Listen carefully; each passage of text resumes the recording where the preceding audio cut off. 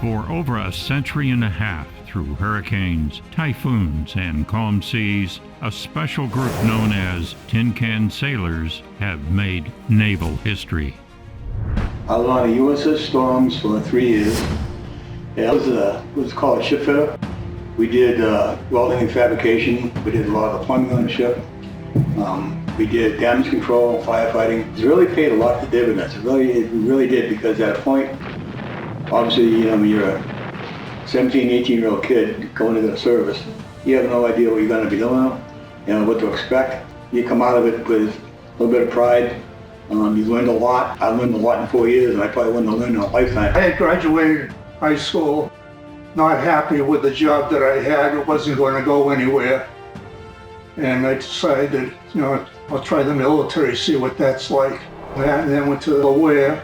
I spent 3.5 years. I went right from A school to the ship. I stood the switchboard watches. I like the mechanical trades. You do all kinds of life skills, and my life's work has been in electricity. I left it in the Navy. Loved the Navy. Enjoyed going anywhere and everywhere. We spent a lot of time at sea. The mid trips were great. North Atlantic, I loved it.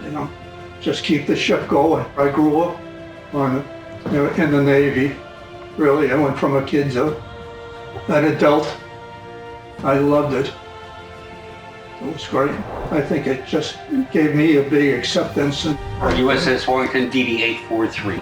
Somewhere around 1:15, all hell broke loose. We were blown out of the water. Threw us around like we were a tin can. The Robeson saw us come out of the water, saw the propellers come out of the water. We were towed back, and the two tugs picked us up, towed us. We were pulled up to the nitro where we offloaded ammo and fuel. Then we were towed into dry dock, and then we saw the damages. You grow up and you learn to live on your own. This is part of our American culture. You grow up quick, and you learn how to be responsible, and to be responsible for an engine room that's an interesting challenge, which I never would have ever thought I would have been. It brings a lot of young men, up into the point where they're not thinking about themselves so much anymore. They're thinking about how to work as a cohesive group of people.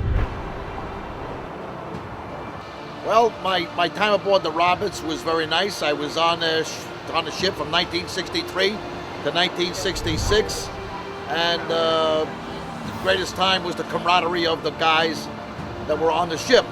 And with this reunion is the camaraderie with all the fellas that I served on board the Roberts. My one and only ship was the Joseph P. Kennedy. I was assigned in August 26, 1970.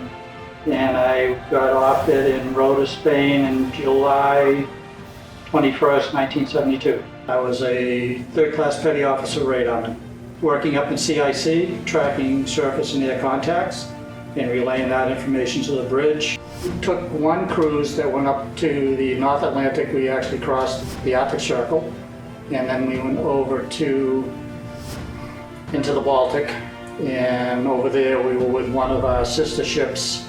I think it was the Cromwell, and she lost power when we were over there. She had no steering, no power, no propulsion, and we were only like 20 miles off the Russian coast, and she started drifting in there, and then we could pick up the Russians coming out to see what's going on. So one of the other destroyers hooked up a tow line to her and towed her far enough out of their water so we wouldn't have an issue. So we went to a lot of places that I would never see other than being in the service. It was a good crew. The captain was great, Captain Rogers. He was the captain when I was on board. You get to go places that a larger ship couldn't get into. That was cool about the destroyer, get right up front. I've been to the Mediterranean, I've been to France, I've been to Spain, been to Italy, been to Norway, been to England. I'm never going to get there again. I think it's great that it's here, because all the other destroyers of this class and the other classes are either being scrapped, they don't have the funds to maintain them, so there has to be something to show its era, its heydays, and what it was like back then. We're trying to restore it to the late 60s, early 70s, the Vietnam era, even though it didn't go over to Vietnam. It was a Vietnam era destroyer. Let their stories and legacies live on for future generations by donating.